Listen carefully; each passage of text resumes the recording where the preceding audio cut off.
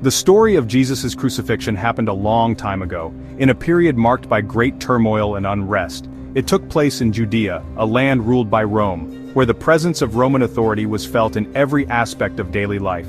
The Jewish people living there longed for freedom from Roman oppression. Roman soldiers were everywhere, enforcing the will of the empire. Among the Jewish people, a man named Jesus had become very popular.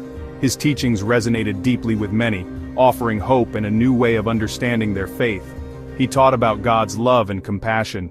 He healed the sick, bringing comfort and relief to those who were suffering.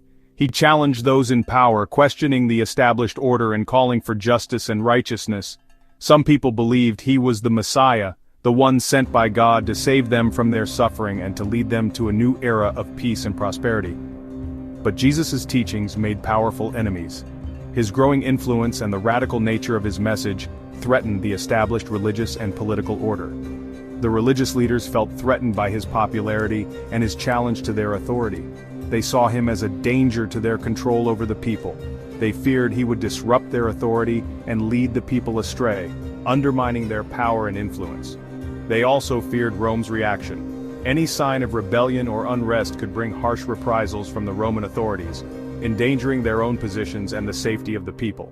The Roman governor, Pontius Pilate, was a practical man, more concerned with maintaining order and stability than with the nuances of local religious disputes. He cared about keeping the peace and ensuring that Roman rule remained unchallenged. He didn't want a rebellion on his hands, as any uprising could lead to chaos and threaten his position. When the Jewish leaders handed Jesus over to Pilate, accusing him of treason and claiming he was a threat to Roman authority, Pilate faced a dilemma.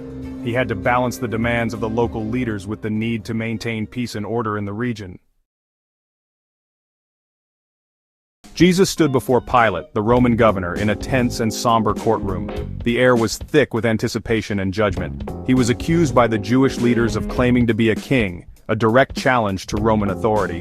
Pilate, after questioning Jesus, found no fault in him. Despite this, he succumbed to the crowd's demands for crucifixion, washing his hands of the matter. The Roman soldiers, seizing the opportunity for cruel amusement, began to mock Jesus mercilessly. They draped a scarlet robe over his shoulders, pretending he was a king, their laughter echoing through the halls. They twisted a crown of thorns and pressed it onto his head, the sharp thorns digging into his flesh. The thorns caused excruciating pain, each one a symbol of their cruelty and mockery.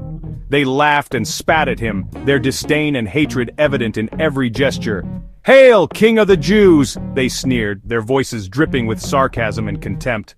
The crown of thorns, meant to be a symbol of mockery, became a poignant image of suffering and sacrifice.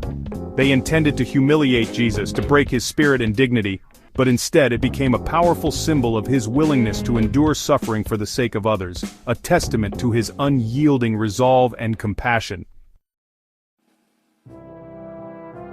Outside the city walls lay a hill called Golgotha, the place of the skull.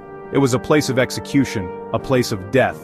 The sight of Golgotha filled people with fear. It reminded them of the consequences of Roman law. Here, Jesus was crucified between two criminals.